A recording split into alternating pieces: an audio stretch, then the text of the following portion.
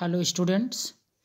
आज हम लोग एग्जाम्पलर क्वेश्चन एनसीईआरटी बुक से उपसह संयोजन यौगिक चैप्टर के एमसीक्यू जो आपके एमसीक्यू क्वेश्चन हैं, मल्टीपल चॉइस क्वेश्चन, इनको एक एक करके लगभग आपके 14 क्वेश्चन 1 से लेकर के 14 क्वेश्चन तक हैं, तो इनको सॉल्व करेंगे। तो आइए देखते हैं बिना समय गंवाए। देखिए पहला प्रश्न आप ज़रा देखिए, आपके स्क्रीन पर यहाँ देखने को मिल रहा होगा। देखिए क्या कहा जा रहा है फर्स्ट क्वेश्चन में कि Cu2+ द्वारा बनाए जाने वाले निम्नलिखित संकुलों में से कौन सा सर्वाधिक स्थायी है। तो यहाँ बताया जा रहा है कि जो ये आपको Cu2+ आयन है और ये लिगैंड हैं, इससे आपका ये आयन बना और Cu2+ 4Cn- से यहाँ देखें CuCN4 और ये कोऑर्डिनेशन स्फीयर के ऊपर 2- ये आयन बना, और ऐसे ही आपको यहाँ और यहाँ भी देखने को मिल रहा होगा।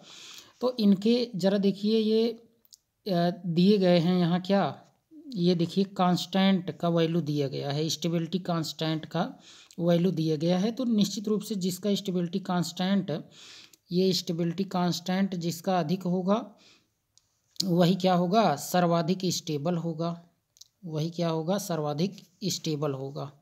अब यहाँ लाग के रूप में दिया गया है तो उससे कोई बात नहीं, लाग के रूप में है तब भी स्टेबिलिटी कांस्टेंट जिसका अधिक होगा वही ज़्यादा स्टेबल होगा। ठीक, तो आप देखिए दूसरा वाला करेक्ट हो जाएगा, क्योंकि यहाँ log k का वैल्यू ज़रा देखें, स्टेबिलिटी कांस्टेंट 27.3 है, तो यही करेक्ट हो जाएगा। ठीक, याद रखें इसका ऑप्शन सेकंड करेक्ट होगा। ठीक, क्योंकि इसका स्टेबिलिटी कांस्टेंट log के फॉर्म में दिया गया है और ये अधिक है, इसीलिए इसका जो स्टेबिलिटी जो होगी इस आयन की वो सर्वाधिक होगी। ठीक, चलिए देखते हैं क्वेश्चन नंबर सेकंड में क्या कहा जा रहा है। क्वेश्चन नंबर सेकंड देखिए, कहा जा रहा है उपसह संयोजन यौगिकों का रंग क्रिस्टल क्षेत्र विपाटन पर निर्भर करता है, मतलब क्रिस्टल फील्ड स्प्लिटिंग पर ये डिपेंड करता है। तो संकुलों दिया गया है यहाँ, कोबाल्ट के साथ अमोनिया के 6 मॉलिक्यूल जुड़े हैं जो लिगेंड के रूप में हैं, और कोऑर्डिनेशन स्फीयर के ऊपर 3+। ऐसे यहाँ कोबाल्ट के साथ साइनाइड जुड़ा है, यहाँ देखें वाटर। ठीक, तो इसका दृश्य क्षेत्र में है ना, विजिबल रीजन में क्या किसके अकॉर्डिंग हम लोगों को अवशोषण का सही क्रम यहाँ बताना है, तो तरंग दैर्घ्य के अकॉर्डिंग बताना है, वेव लेंथ के अकॉर्डिंग। ठीक, तो आप ये जानते होंगे कि यहाँ पर जैसे ये ऑप्शन आप देखिए, ऑप्शन दिए गए हैं, ऑप्शन को आप अच्छे से चेक कर लीजिए।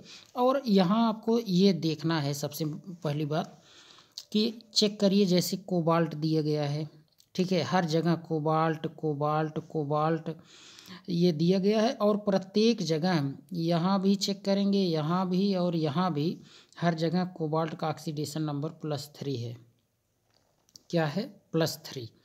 तो अंतर किसका है, केवल अंतर है लिगैंड का, है ना, NH3CnH2O।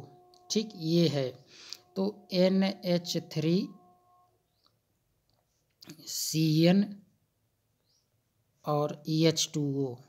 ठीक, ये इसका अंतर है। तो यहाँ आपको ये जानना है कि जैसे एक आर्डर होता है इनमें, है ना, स्ट्रांग लिगैंड का आर्डर होता है, तो स्ट्रांग लिगैंड इसमें से कौन है, ये Cn स्ट्रांग लिगैंड है। Cn क्या है, Cn- स्ट्रांग लिगैंड है। इसके बाद NH3 तो आप जानते हैं ये न्यूट्रल लिगैंड है, H2O भी न्यूट्रल लिगैंड है। ठीक है, ये क्या है, ये स्ट्रांग लिगैंड का आर्डर है। स्पेक्ट्रोकेमिकल सीरीज आप देखेंगे तो वहाँ पर आपको स्ट्रांग लिगैंड का आर्डर दिया गया है। तो अब देखिए यहाँ पर पूछ रहा है कि तरंग दैर्घ्य के अवशोषण का सही क्रम, एनर्जी के टर्म में यहाँ ये बात हो रही है, एनर्जी के टर्म में। तो आप ये फार्मूला पढ़े होंगे एनर्जी के टर्म में कि E = hc/λ, है ना। तो तरंग दैर्घ्य की सहायता से तब आप निकाल भी लेंगे। तो तरंग दैर्घ्य देखिए, एनर्जी जो है कब ज़्यादा होगी, आप समझिए, एनर्जी कब ज़्यादा होगी? जब लैम्डा का मान क्या होगा? कम होगा, है ना। और एक बात ये भी जानते रहिए, जैसे जो स्ट्रांग लिगैंड रहेगा वो ज़्यादा स्प्लिटिंग करवाएगा, है ना, ज़्यादा स्प्लिटिंग करवाएगा, तो ज़्यादा दूर दूर ये ऐसे स्प्लिट करेंगे। और इसके बाद उससे कम स्ट्रांग लिगैंड है तो NH3 जो होगा वो कम स्प्लिटिंग करेगा, ठीक। और जबकि H2O जो है ये और कम स्प्लिट करेगा, है ना। तो अब ऐसे समझिए कि तरंग दैर्घ्य जो है जिसका एनर्जी कब ज़्यादा होगी? एनर्जी तभी तो ज़्यादा होगी जब ये तरंग दैर्घ्य कम होगा, है ना। तरंग दैर्घ्य कब कम होगा? जब स्प्लिटिंग कम होगी, ठीक, स्प्लिटिंग कम होगी और एनर्जी तभी ज़्यादा होगा और तभी वह स्टेबल होगा। तो इसी का अपोजिट डायरेक्शन हो जाएगा, ठीक है। मतलब H2O जिसमें होगा कोबाल्ट के साथ वो ज़्यादा हो जाएगा। आप इस तरीके से देखेंगे H2O वाला क्या होगा, ये ज़्यादा हो जाएगा। इसके बाद NH3 आएगा, तरंग दैर्घ्य के केस में है ये NH3 होगा, फिर इसके बाद CN आ जाएगा। इसके बाद क्या आएगा? CN आ जाएगा। ये तो तरंग दैर्घ्य के टर्म में है। लेकिन अगर ध्यान दीजिए, अब तरंग दैर्घ्य के टर्म में पहले आंसर आप निकाल दीजिए क्या हो सकता है। H2O को देखिए कहाँ ज़्यादा है, यहाँ H2O तो है नहीं, यहाँ तीसरे में है। तो तीसरा ऑप्शन जो होगा यही करेक्ट ऑप्शन आपका हो जाएगा, थर्ड वाला ऑप्शन करेक्ट हो जाएगा, ठीक है। अगर यहीं पूछा होता, यहीं तरंग दैर्घ्य न दे करके, यहीं वेवलेंथ न दे करके क्या दे दिया गया होता? फ्रीक्वेंसी, तब आप E इज इक्वल टू क्या जानते हैं? H into new. तो ये न्यू जो है यही फ्रीक्वेंसी है, तब आपका फर्स्ट वाला ये करेक्ट हो जाता है ना, फर्स्ट वाला। क्योंकि एनर्जी अधिक होगी कब? जब फ्रीक्वेंसी अधिक होगी, ठीक। तो फ्रीक्वेंसी अधिक कब होगी? आप जान रहे हैं जब, तब वहाँ पर आपको ये CN वाला यानी कि स्ट्रांग लिगैंड वाला ज़्यादा होगा, जो अभी आपको स्टेबिलिटी स्पेक्ट्रोकेमिकल सीरीज में जो लिगैंड ज़्यादा स्ट्रांग होगा तब इसका हो जाता। तो ये जानते रहिए, यहाँ ऑप्शन आपका थर्ड करेक्ट होगा। चलिए क्वेश्चन नंबर देखते हैं थर्ड क्वेश्चन में कहा जा रहा है 0.1 मोल COCH3 और यहाँ NH3 के होल 5 की AgNO3 के आधिक्य से अभिक्रिया कराने पर AgCl के 0.2 मोल प्राप्त होते हैं। तो विलयन की यहाँ कंडक्टिविटी यानी चालकता के समकक्ष होगी किसके? इसमें रेशियो दिया गया 1:3, वैद्युत अपघट्य 1:2, 1:1, 3:1। तो देखिए इसको निकालने के लिए क्या होता है कि अब देखिए यहाँ पर दिया है COCl3 NH3 का होल 5, ठीक, ये दिया गया है। तो इसमें से AgNO3 के आधिक्य यानी AgNO3 के मतलब AgNO3 को अगर आप डिसोसिएट करेंगे तो Ag प्लस प्राप्त होगा, ठीक है। और इसकी क्रिया से AgCl प्राप्त हो रहा है। क्या प्राप्त हो रहा है? AgCl। और AgCl के कितने मोल प्राप्त हो रहे हैं? 0.2, 0. ये पॉइंट है, आप समझ लेंगे, 0.2 मोल। और इसके कितने दिए गए हैं जरा देखें, 0.1 मोल। ये 0.COCl3 NH3 के होल 5 ये कितना है? ये 0.1 मोल, ठीक, ये है, ये पॉइंट है, जान लेंगे। तो और Ag के जरा देखिए, तो Ag यहाँ Ag जरा देखिए, ये AgCl जो है ये AgNO3 के आधिक्य से, अब देखिए कैसे प्राप्त होगा। ये 0.1 है ना, 0.1 है और AgCl2 के 0.2 मोल। तो 0.2 मोल तो ये तो आपको प्राप्त होगा कब? जब ये भी 0.2 रहे, ये भी 0.2 रहे और ये भी 0.2 मिले। तो ऐसा कब मिलेगा? ऐसा देखिए तभी मिलेगा जब देखिए ये कुछ इस तरीके से रहे, ये वाला जरा देखिए, ये कंपाउंड कुछ इस तरीके से अगर रहेगा तभी तो हो पाएगा। COCl और NH3 जो है, यहाँ आप कर लीजिए कितना, NH5, ठीक, NH5। तो ये कोऑर्डिनेशन स्फीयर के बाहर यहाँ देखिए 3 Cl है, यहाँ 3 Cl है, जब बाहर 2 Cl रहेगा तभी तो 2 Cl मिल पाएगा ना, 2 Cl मिल पाएगा। और यहाँ पर कितना 0.1 है, और जब 2 मिल पाएगा तो इसमें मल्टीप्लाई 2 करेंगे तभी तो 0.2 मिल पाएगा, है ना। और तब 0.2 मिल जाएगा तो AgCl के 0.2 बन जाएंगे, जबकि यहाँ 0.1 है ना। तो 2, अब यही जब डिसोसिएशन होगा तो यहाँ देखें, यहाँ से 2Cl माइनस प्राप्त होगा। तो कहने का तात्पर्य ये है कि रेशियो कितना बना। अगर आप इसको थोड़ा सा डिसोसिएट करें, ये यहाँ से अलग करेंगे तो इस कोऑर्डिनेशन स्फीयर के ऊपर आ जाएगा +2, लेकिन ये टोटल एक ही ये आयन है, ये एक आयन है और Cl2 के 2 आयन, तो 1:2 मतलब दूसरा वाला ऑप्शन आपका करेक्ट हो जाएगा। उम्मीद करते हैं कि इतना आप इसको समझे होंगे। ठीक, चलिए क्वेश्चन नंबर 4 देखते हैं। क्वेश्चन नंबर 4 देखिए क्या कहा जा रहा है कि 1 मोल CrCl3 इंटू 6H2O की AgNO3 के आधिक्य से अपक्रिय कराने पर AgCl के 3 मोल प्राप्त हुए। तो संकुल का सूत्र 3 मोल कब प्राप्त होगा? 3 मोल तभी प्राप्त होगा जब देखिए कोऑर्डिनेशन स्फीयर के बाहर 3 Cl उपस्थित होगा, तभी तो वो 3Cl माइनस के रूप में मिलेगा। तो यहाँ देखिए, यहाँ तो एक भी नहीं है, यहाँ 1 Cl है, यहाँ 2 है और यहाँ 3 Cl है, तो ये चौथा आपका करेक्ट हो जाएगा। ठीक है, चलिए देखते हैं क्वेश्चन नंबर 5। क्वेश्चन नंबर 5 में देखिए क्या कहा जा रहा है। Pt कोऑर्डिनेशन स्फीयर के अंदर है, Pt प्लेटिनम NH3 का होल ट्वाइस Cl2 का सही IUPAC नाम है। तो अगर दिया गया है Pt, ये कोऑर्डिनेशन स्फीयर के अंदर है और यहाँ दिया है NH3 का होल ट्वाइस और Cl2, ठीक है। तो इसका IUPAC नेम लिखने के लिए ये इसका तो लिखेंगे तो AMMINE एमाइन हो जाएगा, और इसका क्लोरीन के तो आप लिखेंगे क्लोराइडो लिखते हैं, क्लोराइडो, ठीक है, क्लोराइडो लिखेंगे। और देखिए 1 Cl पर 1 माइनस होता है, 2 Cl पर कितना माइनस हो जाएगा? 2 माइनस हो जाएगा, है ना। तो प्लेटिनम के ऊपर अब देखिए न्यूट्रल है, यहाँ पर कोई चार्ज नहीं है, ध्यान देना, यहाँ कुछ भी चार्ज नहीं है, तो इसी के ऊपर 2 प्लस होगा, तभी तो ये 2 प्लस इसके 2 माइनस को न्यूट्रल किया होगा।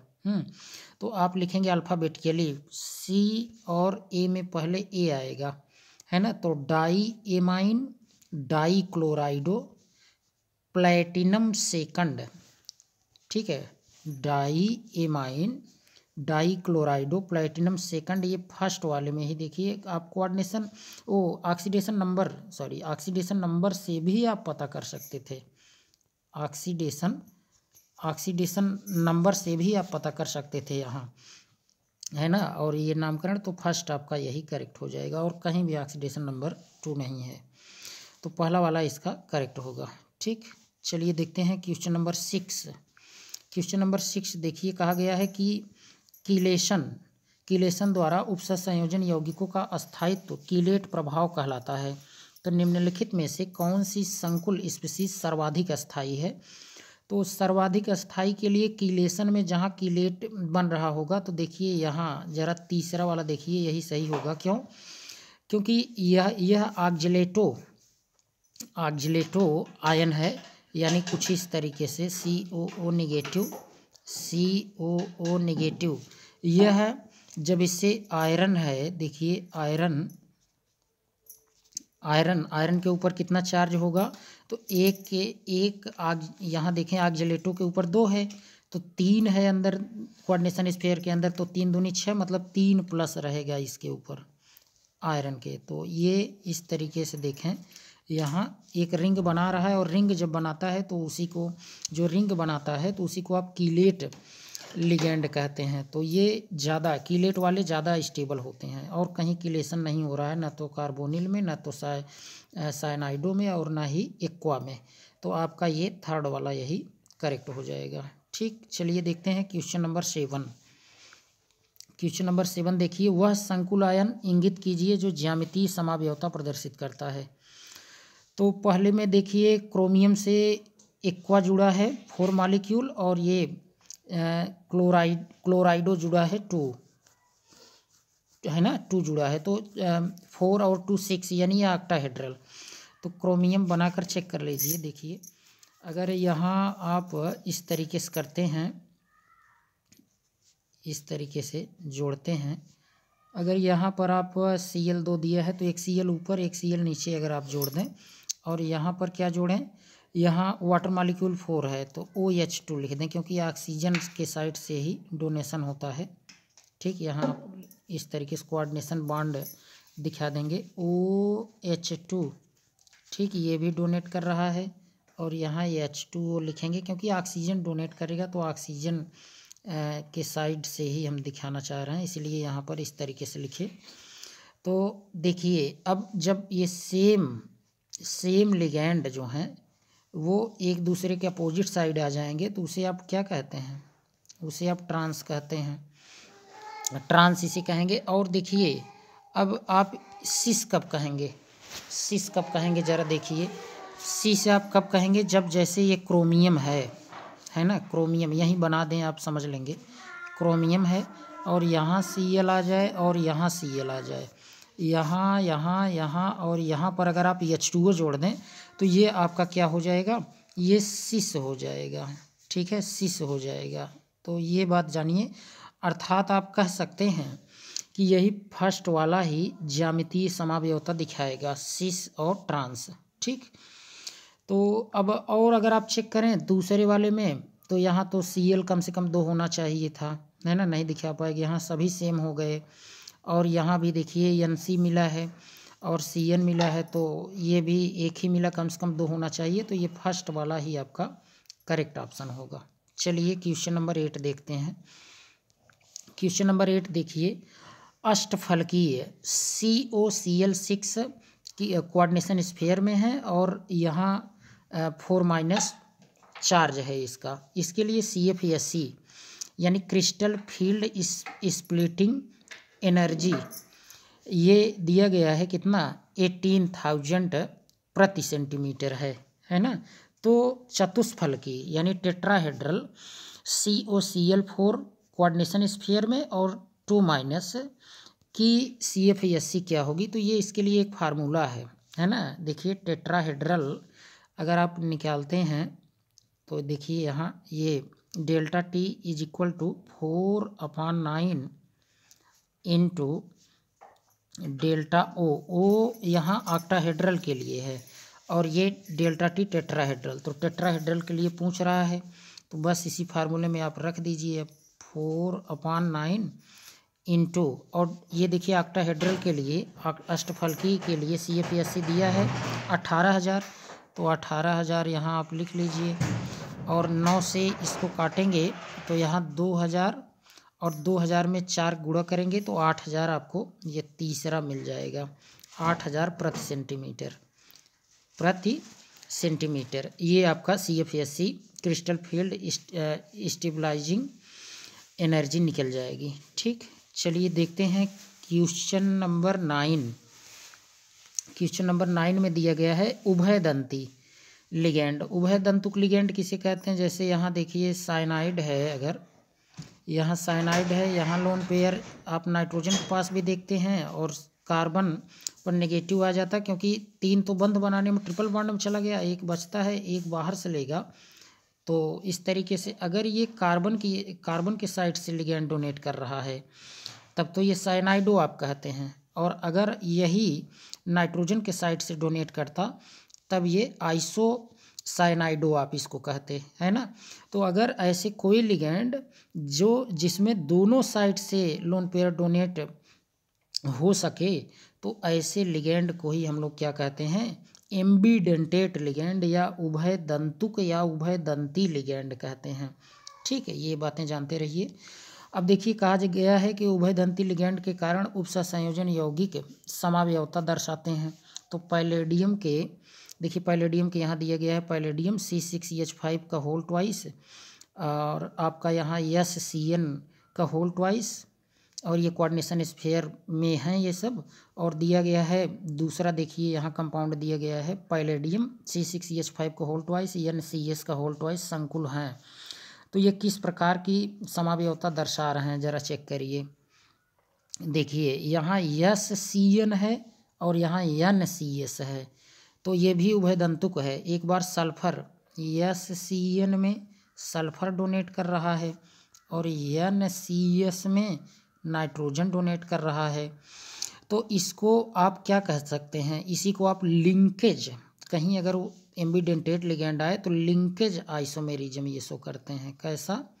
लिंकेज आइसोमेरिज्म, लिंकेज आइसोमेरिज्म, ठीक है, लिंकेज आइसोमेरिज्म। तो आप इसी को हिंदी में बंधनी समावयव कहते हैं, तो पहला ही करेक्ट हो जाएगा। ठीक, जानते रहिए, इसमें उपसंयोजन होगा नहीं, आयनन भी नहीं होगा, ज्यामिति भी नहीं होगा, तो फर्स्ट वाला यही करेक्ट होगा। चलिए क्वेश्चन नंबर 10 देखते हैं।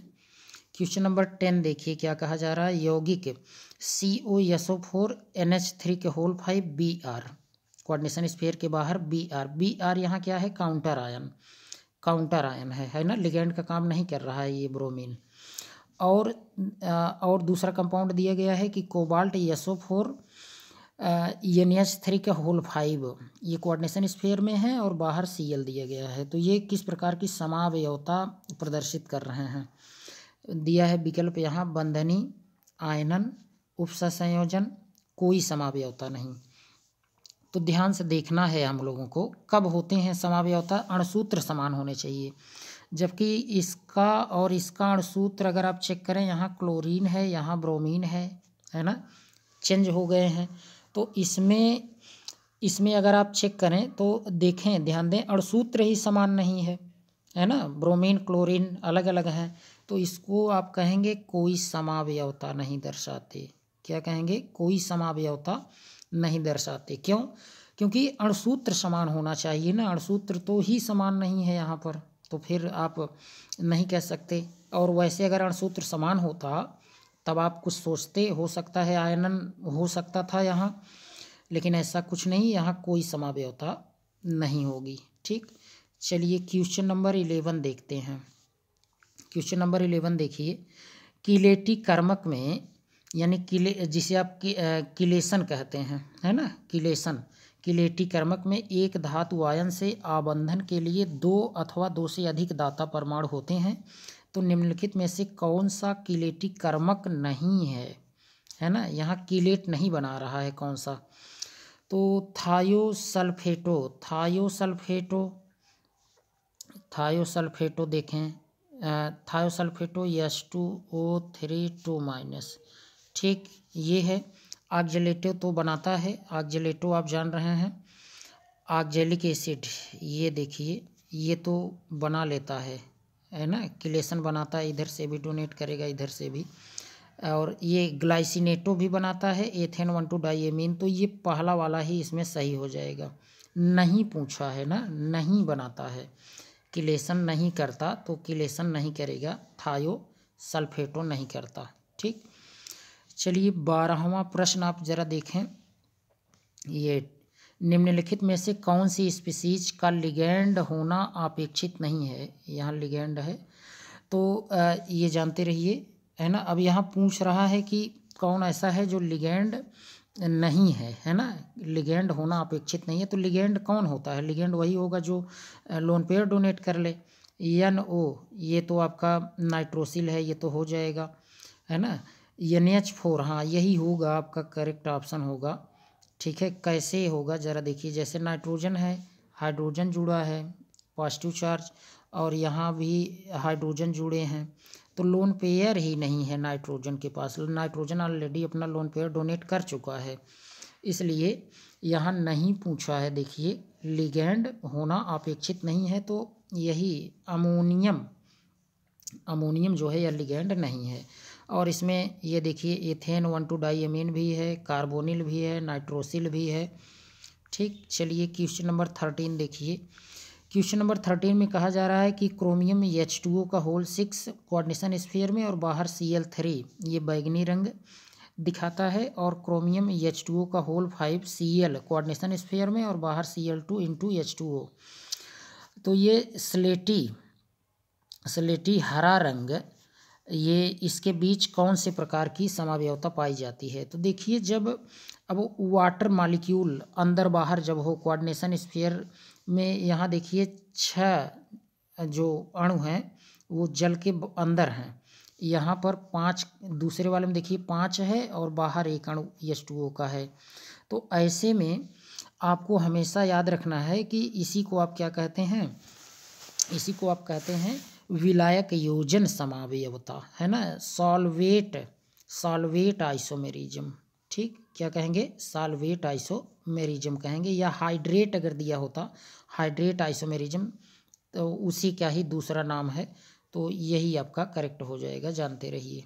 ठीक, इसमें दूसरा वाला आपका ये करेक्ट होगा। ठीक, चलिए लास्ट क्वेश्चन आज का हम लोग देख लेते हैं। ये लास्ट क्वेश्चन 14 देखिए। इसमें 14 क्वेश्चन में कहा जा रहा है PTNH3 का होल ट्वाइस ClNO2 का IUPAC नाम क्या होगा। तो नामकरण करने के लिए आपको ये याद रखना होता है, जैसे NH3 के लिए आप इसका क्या लिखेंगे, इसको तो आप एमाइन लिखेंगे, AMMINE, एमाइन। और Cl को तो आप लिखते हैं क्लोराइडो, क्या लिखेंगे, क्लोराइडो। ठीक, जो है इसके ऊपर पॉइंट नहीं हो रहा है इससे, तो जानते रहिए, हर जगह जहाँ होगा रहेगा। तो क्लोराइडो। और NO2 जो है, NO2, इसके लिए आप नाइट्रोजन इसमें डोनेट कर रहा है लोन पेयर, तो नाइट्राइटोन,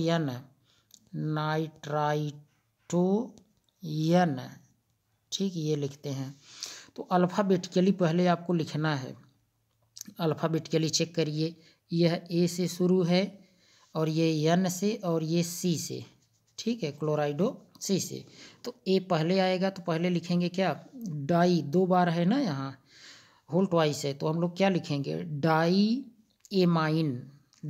एमाइन, और क्लोरीन एक है तो क्लोराइडो, और इसके बाद नाइट्राइटोन। ठीक है, तो यहाँ देखिए ज़रा, और हाँ, प्लेटिनम का ऑक्सीडेशन नंबर भी चेक करना है, तो एक बार मिटा के दिखा देते हैं।